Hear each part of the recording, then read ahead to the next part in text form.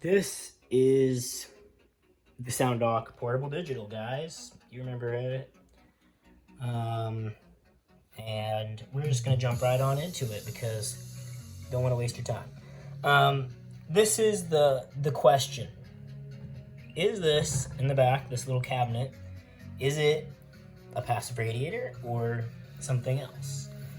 This thing has a lot of bass. The Sound Dock Portable has a lot of bass, and that is something to look into because can two tiny little guys have that?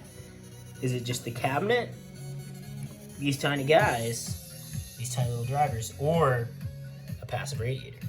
And from the looks of it, I've never really gotten a look of it, like this. But it would appear to be a W sort of looking deal, and yeah, I guess a bass hold off. Sort of like pipes that goes up and out to one. Like you see this divot? That divot sort of connects with this, sort of curves down right there. So I want to say it's definitely kind of just, it's kind of like a pipe bass hold off.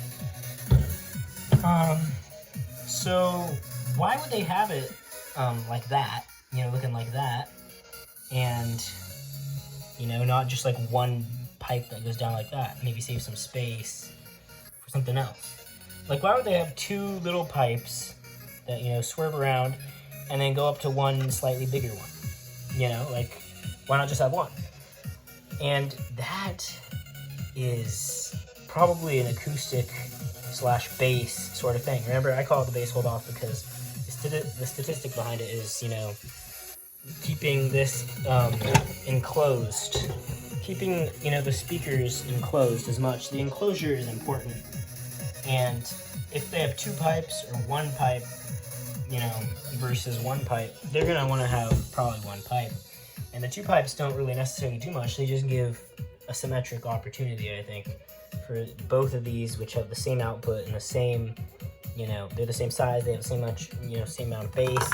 If we were to compare to this guy over here, the Wave Radio has one bass and one tweeter. Remember the last video, we went over that, and there's one pipe from this guy to here, and this tweeter does not have a pipe.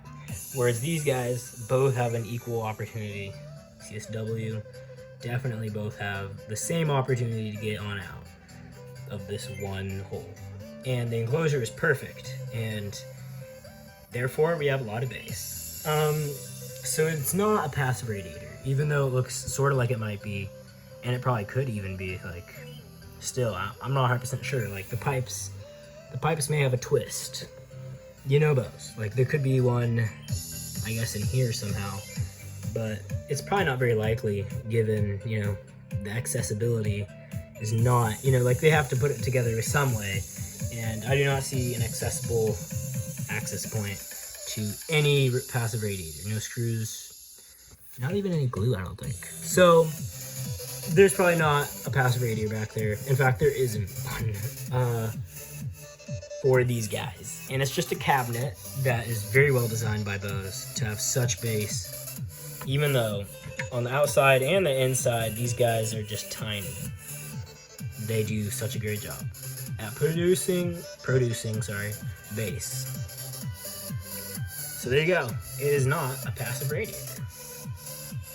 Also, one thing I wanted to add, it's kind of wacky how they have gold and then black clip on either side. I wonder why it's gold and then black. If that means anything, in comparison to like the fixture for these guys. Does one put out like, I don't know, gold resonance, or and the black one puts out a black resonance, like negative, black is always negative, and then gold for, positive? Like, what does it mean? It's kind of interesting. Maybe black, helps them understand where the cable is. So anyway, with that, I will go ahead and finish.